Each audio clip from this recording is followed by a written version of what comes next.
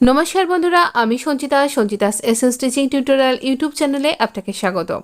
আজকে আমরা trendy puff স্লিভের একটা ভীষণ সুন্দর কাটিং স্টিচিং টিউটোরিয়াল দেখব।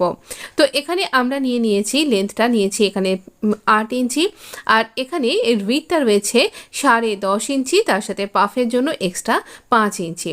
10.5 ইঞ্চি তার কারণ আমার আর্ম হোল চেস্ট যে সাইজ অনুযায়ী আমার এখানটাতে এভাবে নিয়েছি, যে আর্ম হোলের যা সাইজ তার থেকে 3 ইঞ্চি বেশি। আর্ম হোল 7.5 ইঞ্চি ছিল, 3 ইঞ্চিতে ড্রপ দিয়ে আমি এখানে আর্ম হোলের শেপ দিয়ে নিলাম, আর এখানটাতে ঠিক এতটুকুনি সামান্য পরিমাণ একটুখানি শেপ দিয়ে নেব। আর এবার এখান থেকে এইরকমভাবে এইটুকুনি পোর্শনে আমরা এইভাবে স্লিভের রাউন্ডটা কাট করব। এখানে দুটো পার্ট উপর থেকে হাতে তুলে নিয়ে আমি এভাবে ফ্রন্টের ডেপটা কাট করে নিচ্ছি। আপনি পুরো পোর্শনটা খুলে নিয়েও করতে পারেন। এবার এখানে পাফের জন্য ছোট করে কাট করব, মিডিলেও একটা কাট করে নেব, তাহলে খেয়াল থাকবে এখান থেকে আমাদের পাফ হবে। তবে এই পাফ স্লিপে এটা বিশেষ একটা দরকার নয়, দরকারি পার্ট আমি এখানে বলছি। দেখুন এখানে এই ধার থেকে আমরা 3 ইঞ্চিতে মার্ক করব। যদি আরেকটু লম্বা নিচ্ছেন তাহলে 4 ইঞ্চিতে মার্ক করুন। তো এইভাবে 3 ইঞ্চিতে মার্ক করে নিয়ে আমরা 3.5 ইঞ্চি পর্যন্ত ছেড়ে দেব। ছেড়ে দেওয়ার পর আপনি 1.5 ইঞ্চি নিতে পারেন। আমি এখানে 1 ইঞ্চিতে মার্ক করছি। প্রথমে 1.5 ইঞ্চি নিচ্ছিলাম, তারপরে মনে হলো 1 ইঞ্চিটাই ঠিক হবে, তাই 1 ইঞ্চিতে মার্ক করলাম। এইভাবে 1 ইঞ্চি করে আমরা পুরো অংশটাতে মার্ক করতে থাকবো। 1 ইঞ্চি গ্যাপ দিয়ে আবারও বলছি এই 3 ইঞ্চি ছেড়ে দেব, তারপরে এই 1 ইঞ্চি গ্যাপ দিয়ে আমরা একদম বটমের একদম ধার পর্যন্ত চলে যাব, গিয়ে এখানেও দেখুন 1 ইঞ্চি ছাড় হবে। একবার এই 4 ফোল্ড ফ্যাব্রিকে আমরা এভাবে একটা করে নচ করে নেব, এতে করে আমাদের পরবর্তী স্টিচিং স্টেপটা ফলো করতে সুবিধা হবে। তাই এরকম নচটা লাগিয়ে নেব, কারণ 4 ফোল্ডে এভাবে দাগ দেওয়াটা ঠিক সম্ভব নয়। তাই 4 ফোল্ডে আমরা এভাবে ছোট ছোট যদি কাট করে রাখি তাহলে আমাদের পক্ষে স্টিচ করতে খুব সুবিধা হবে। আমরা তৈরি করব বক্স প্লিটেড পাফ স্লিভ। তাই বক্স প্লিট ক্রিয়েট করবার জন্য আমরা এখানে 1 ইঞ্চি করে গ্যাপ দিয়েছি। একটা পোর্শন খুলে নিলাম। এবার এই একটা পোর্শন খুলে নিয়ে আমরা এখানে বক্স প্লিট ক্রিয়েট করব। চলুন তাহলে মেশিনে যাই, আর কি করে তৈরি করব আমি দেখিয়ে দিচ্ছি। এখানে এই রকমভাবে 3 ইঞ্চিতে একটা করে মার্ক করতে হবে। আমরা একদম মিডল থেকে বক্স প্লিটটা ক্রিয়েট করব। একদম মিডলে কিন্তু আমাদের প্লিট পড়েনি, ঠিক তার দুপাশে 1 ইঞ্চি করে এরকম কাটটা পড়েছে।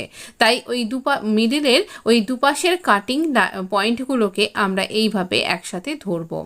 একসাথে এইভাবে কাটিং পয়েন্টগুলোকে ধরবো। একদম মিডলটা থেকে শুরু করতে হবে, দিয়ে এখান থেকে আমরা 3 ইঞ্চি মেপে নেব।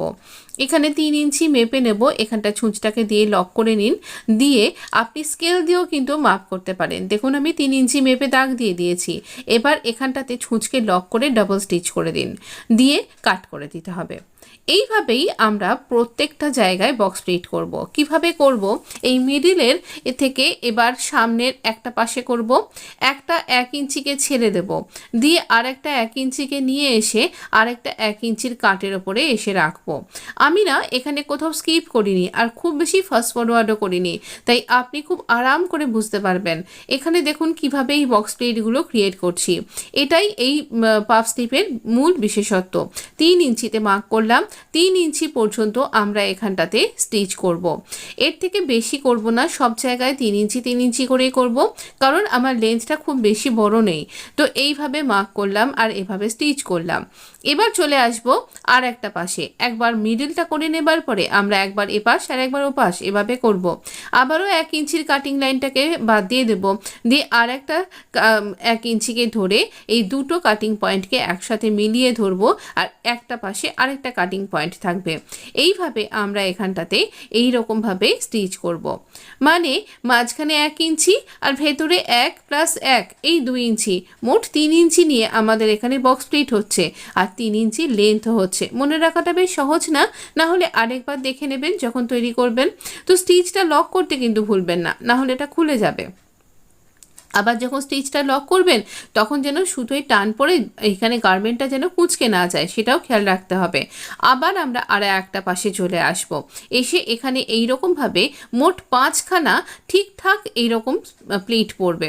তারপরে কীরকমভাবে প্লিট দিতে হবে আমি বলে দিচ্ছি। তো এইখানে যখন সুতোটা কাট করবেন তখন যেন স্টিচটা ডবল করে কাট করবেন, না হলে কিন্তু এই প্লিটটা খুলে যাবে, তখন দেখতে ভালো লাগবে না। আবার সুতোয় যেন বেশি টান না পড়ে, তাহলেও কিন্তু গার্মেন্টটা কুঁচকে গেলে ভালো লাগবে না। এইভাবে মাঝের পয়েন্টটাকে ধরে মাঝের প্লিট আর তার দুপাশে দুটো মোট 5টা আমরা ঠিকঠাক এরকম 3 ইঞ্চির প্লিট দেব। আর এইরকমভাবেই 3 ইঞ্চি পর্যন্ত লেন্থও রাখবো। সব প্লিটেরই কিন্তু 3 ইঞ্চি পর্যন্ত লেন্থ রাখবো। তারপরে আমরা একটা কায়দা করব। কীরকম কায়দা না, আমাদের তখন এই মুহুরিটার আপনার যা সাইজ, মানে আপনার স্লিভ বটমের যা সাইজ, সেই অনুযায়ী বাকি প্লিটগুলোকে ক্রিয়েট করতে হবে। আমি যার জন্য এই জামাটা বানাচ্ছি তার যে বটমটা সেটা হচ্ছে 7.5 ইঞ্চি। তো আমার এই 7.5 ইঞ্চি বটমের মুহুরিতে আমাকে আমি হাফ ইঞ্চি নিয়েই যোগ করেই বলছি 7 ইঞ্চি মতো, 7.5 ইঞ্চি। তো এবার আমরা এটাকে মেজার করে নেব। আর দেখুন উপরের দিকটা আপনা আপনি প্লিট হয়ে গেছে। এবার এই মেজার করে নিয়ে আমরা এখানে দুটো পাশে হাফ হাফ করে ছোট ছোট প্লিট দেব, আর 1 ইঞ্চির গ্যাপ আমরা দেব না। সমস্ত সুতোগুলোকে কাট করে দেব। তো দেখুন এখানে সব রকমভাবে স্টিচ করে নিয়েছি, আর এখানটা এইভাবে ফোল্ড করে এইবার আমরা এখানে মেপে নিচ্ছি। দেখুন এখানে অনেকখানি বেশি হয়ে যাচ্ছে, প্রায় 9 ইঞ্চি মতন হয়ে যাচ্ছে। সেখানে বেটার আমি দুখানা প্লিট ক্রিয়েট করে ফেলি, কিন্তু 1 ইঞ্চি করে গ্যাপ দিলে আবার ছোট হয়ে যাবে।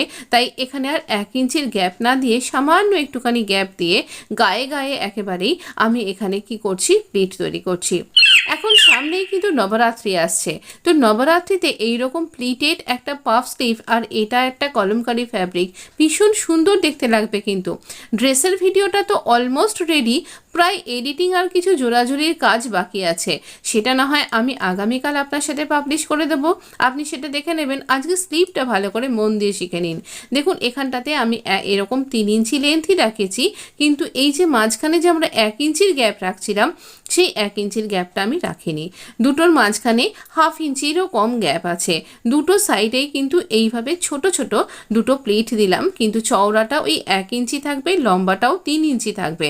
কিন্তু গ্যাপটা দুটো প্লিটের মাঝখানে যে 1 ইঞ্চি করে থাকছিল সেই 1 ইঞ্চিটা আমি কিন্তু দিইনি। তো সেখানে আমি হাফ ইঞ্চি 0.75 ইঞ্চ এরকম দুটো গ্যাপ রেখেছি। আপনার মাপ অনুযায়ী এটাকে অ্যাডজাস্ট করবেন দুধারের প্লিটটাকে। তো এই রকম একটা দিকে তো প্লিট আমাদের দেওয়া হয়ে গেল। তাহলে পাফটা কি করে তৈরি করব তার এবার আবার একবার মেপে দেখছি, হ্যাঁ একদম ঠিকঠাক এসে গেছে, অ্যাকিউরেট। তো এবারে আমরা এবার উল্টো দিক দেখুন, এই ওপরের দিকটাতে আপনা আপনি পাফের জন্য প্লিট তৈরি হয়ে গেছে। তো আমরা এই বক্স প্লিটের ব্যাপারটাকে কিন্তু বক্স প্লিটই রাখবো, মানে এটাকে ঘেঁটে দেব না, এটাকে ওপর দিকে ছোট ছোট প্লিট দিয়ে ঘেঁটে দেব না। এই বক্স প্লিটটাকে ওপরে যেভাবে প্লিটটা যাচ্ছে ঠিক সেইভাবেই প্লিটটাকে ধরে বক্স প্লিটের মতন করেই কিন্তু স্টিচ করব। এটা পরলে না অসম্ভব সুন্দর দেখতে লাগবে। এটা যখন তৈরি করা হচ্ছে তখনই ভীষণ ভালো লাগছে। তো এটা পরার পর না জানি কত সুন্দর লাগবে। আর এতে একটা ভীষণ সুন্দর নেক ডিজাইন এবং কুর্তির ডিজাইনটাও অনবদ্য তৈরি হয়েছে।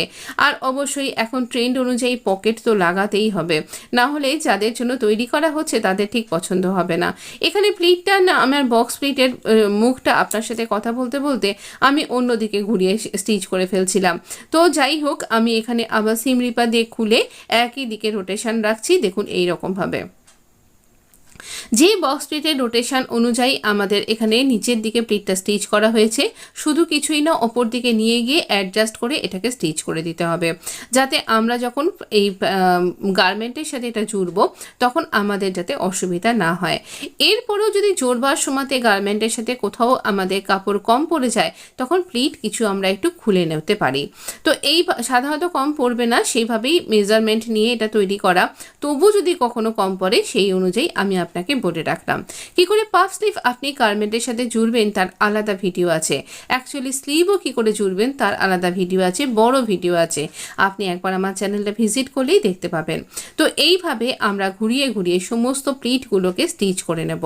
এই ঘুরিয়ে ঘুরিয়ে প্লিটটা যখন স্টিচ করছি তখন কিন্তু এই বক্সগুলো, আবারও বলছি, ভাঙবেন না।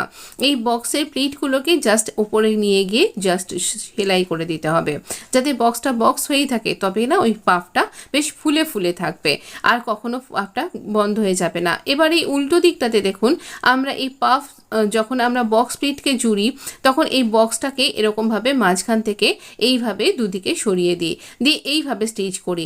এটা আমরা কোমরের ঘেরার সাথে ঘেরা জয়েন্ট করবার সময়তে করে থাকি। তো এক্ষেত্রে আমি স্লিভে করছি। বক্স প্লিটেড কুর্তি যখন তৈরি করে আপনাকে দেখাবো তখন আপনি সেটা আরও ভালোভাবে বুঝতে পারবেন। এখানে স্লিভে ছোট্ট মতন করে দেখাতে হচ্ছে। তো দেখুন এইরকমভাবে প্লিটটাকে মাঝখান থেকে দুপাশে ছড়িয়ে দিতে হবে। মাঝখানে আঙুল ঢুকিয়ে আমি দুপাশে ছড়িয়ে দিচ্ছি আর বক্সটা বক্সের মতনই রাখছি। এতে করে একটা জায়গায় আমার ফ্যাব্রিকটা গ্যাদারের মতন জড়ো হয়ে যাচ্ছে না, আর এতে যখন পরা হবে তখন একটা কমফোর্টেবল ফিলিংস থাকবে। আমি আরও একটা বাই কালার একই রকম রঙেরই একটু অন্য শেড আর কি, ব্লু কালারের। তো 5.5 ইঞ্চির আমি আর একটা ফ্যাব্রিক নিয়েছি। এই ফ্যাব্রিকটা কেন নিয়েছি বলুন তো, আমি এই যে নেক ডিজাইনটা তৈরি করেছি সেখানে এই কালারটার ব্যবহার আছে, তাই এই কালারটার ব্যবহার যদি আমি স্লিভে না দিই তাহলে দেখতে ভালো লাগবে না। আর এখানে একটা বর্ডার তো আমার লাগতোই। তো এইভাবে আমি এখানে উল্টো দিক থেকে দুটো সোজা দিক মুখোমুখি রেখে এইভাবে স্টিচ করছি। স্টিচিংয়ে আমি 1/2 ইঞ্চি মতন ভেতর দিকে নিয়ে নিচ্ছি। খেয়াল রাখতে হবে আমাদের এই বক্সের প্লিটের মুখগুলো যেন অন্য দিকে না হয়, যেভাবে আমি এভাবে স্টিচ করেছি সেইভাবেই কিন্তু এর উপর দিয়ে দিয়ে স্টিচ করতে হবে। একদম টানাটানি করবেন না। এই বটমের যতখানি আমার বটমটা ততটাই আমি এখানে ফ্যাব্রিক নিয়েছি, চওড়াটা 5.5 ইঞ্চি।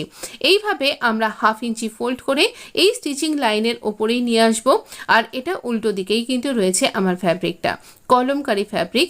আর এই কলমকারি ফ্যাব্রিকগুলো পরলে ভীষণ আরাম লাগে, গরমেও আরাম লাগে, আর যখন উইন্টারে পরবেন তখনও ক্যারি করা খুব সহজ হয়। তো অবশ্যই এই ধরনের ফ্যাব্রিক পারচেস করতে পারেন, এগুলো হ্যান্ডমেড হয় আর এগুলো পরে খুব আরামদা পাওয়া যায়। তো এইভাবে আমরা সমস্তটা স্টিচ করে নেব। একদম এন্ড পর্যন্ত আমরা স্টিচ করছি এই রকমভাবে ফোল্ড করতে করতে। এইভাবে ফোল্ড করে স্টিচ করা যখন আমাদের হয়ে গেল তখন একটুখানি ফাঁকা ফাঁকা লাগছে না, তো আমি এখানে লেস লাগাচ্ছি। এখানে পার্টিকুলার এই কালারের লেসটা কেন লাগাচ্ছি, তার কারণ আমি এখানে আমার নেকে এই কালারের লেস দিয়ে স্টিচ করেছি, তাই এটার সাথে একটা সামঞ্জস্য ক্রিয়েট হবে। তো এইভাবে আমি এখানে স্টিচিং, এই দেখুন লেসের একটা না বর্ডার রয়েছে, সেই বর্ডারটাকে আমার এই বর্ডারটার সাথে রাখছি যাতে এই স্টিচিং লাইন হাইড হয়ে যায়, দেখতে ভালো লাগে। এবার এই সামনের দিকে দেখুন এরকম কার্ভ করা রয়েছে, এই কার্ভগুলোকে এরকমভাবে জিগজ্যাগ ওয়েতে স্টিচ করবেন যেন এই স্টিচিং লাইনটা কখনোই আপনার এই ব্লু ফ্যাব্রিকের উপরে না আসে। অবশ্য করেই ম্যাচিং কালারের সুতো তো ইউজ করতেই হবে, যখনই যে কালারের লেস আপনি অ্যাটাচ করবেন সেই লেসের কালারের থ্রেড কিন্তু ইউজ করতে হবে, তবেই কিন্তু লেসটা বেশি সুন্দর দেখতে লাগবে। তো এইভাবে আমরা এখানে স্টিচ করছি, দেখুন জিগজ্যাগ ওয়েতে স্টিচ করতে হবে। যদি কোনো এরকমভাবে আপনি স্লিভ ডিজাইন বা দামন ডিজাইন করবেন মনে করছেন, বা স্লিভের বটমেও কিন্তু এই লেসটা সুন্দরভাবে চলে যাবে। কুর্তির দামনেও কিন্তু এই ধরনের কাটওয়ার্ক লেস ভীষণ সুন্দর দেখতে লাগে, অবশ্যই ট্রাই করতে পারেন। কিন্তু এখানে এরকমভাবে জিগজ্যাগ ওয়েতে করবেন, তাহলে দেখতে ভালো লাগে। নেকটা আমি এইরকমভাবেই করেছি বলে আমি এখানে এইরকমভাবেই লেসটা দিয়ে স্টিচ করলাম। কেমন লাগলো আইডিয়াটা জানাতে ভুলবেন না। তবে হ্যাঁ, আমাদের বটমেও একটা স্টিচ করতে হবে, না হলে না পাফ স্লিপের একটুখানি এই চওড়া বর্ডার না দিলে পারে দেখতে ঠিক আরও বেশি সুন্দর লাগে না। তো এর আগেরগুলোতে আমি ছোট বর্ডার দিয়েছিলাম, তাই আমার মনে হলো এবার একটু বড় চওড়া বর্ডার দিলে বেশি ভালো দেখতে লাগবে। তো দেখুন আমি কোথাও কিন্তু লেসটা এরকমভাবে ব্লু ফ্যাব্রিকে যায়নি, আমার হলুদ স্টিচটা এখানটাতে আমি পিঙ্ক লেস দিচ্ছি। হ্যাঁ, ওই একই কারণে কিন্তু এই পিঙ্ক লেসটা আপনি এরকম উল্টো করেও দিতে পারেন, বাইরে কিনারাটা বার করেও দিতে পারেন। বাইরের দিকে কিনারা বার করে দিলে পারে কি হয়, হাতে ভীষণ ইরাপশান হয়, তো কেমন একটা কুটকুট করে, তো সেই জন্য আমি এরকম স্কিনের যাতে টাচ না করে সেইভাবে এইভাবে দিচ্ছি। তো এই দুটো কালার দিয়ে আমি নেক ডিজাইন তৈরি করেছি। অনবদ্য নেক ডিজাইনটা নিয়ে আমি আগামীকাল আসছি আপনার সাথে দেখা করতে। আপাতত আপনি এই পাফ স্লিভটা দেখে বলুন যে কেমন দেখতে লাগলো। না শুধুমাত্র এইটুকুনি স্টিচ করে ছেড়ে দিচ্ছি না, যেমন আপনি প্রথমে দেখেছেন সেইভাবেই আমি ভালোভাবে আবার দেখিয়ে দেব এই স্লিভটা কীরকম দেখতে লাগছে পুরোটা স্টিচ করে নেবার পর। আমার তো ভীষণ ভালো লেগেছে। আমার এখন পর্যন্ত যতগুলো পাফ স্লিভ করেছি তার মধ্যে বোধহয় এটা সব থেকে সেরা। আপনি কি বলেন, আমার কতগুলো পাফ স্লিভ আপনি দেখেছেন একবার মনে করে বলুন তো। এতদিন পর্যন্ত যতগুলো দেখিয়েছি তার মধ্যে এটা আমার সব থেকে ভালো লেগেছে। একটা বক্স প্লেটেড পাফ স্লিভ, এই পাফটা এরকম হয়ে থাকবে আর বক্স প্লেটটা ইনভিজিবল বক্স প্লেট। দেখুন তো কত সুন্দর দেখতে লাগছে। ভালো লাগলে যদি একবার লাইক দিতে কিন্তু ভুলবেন না, আর কমেন্ট করে জানান না প্লিজ কেমন লাগছে। চ্যানেলটা সাবস্ক্রাইব করবার অনুরোধ করছি, প্লিজ সাবস্ক্রাইব করে নোটিফিকেশান অন করতে ভুলবেন।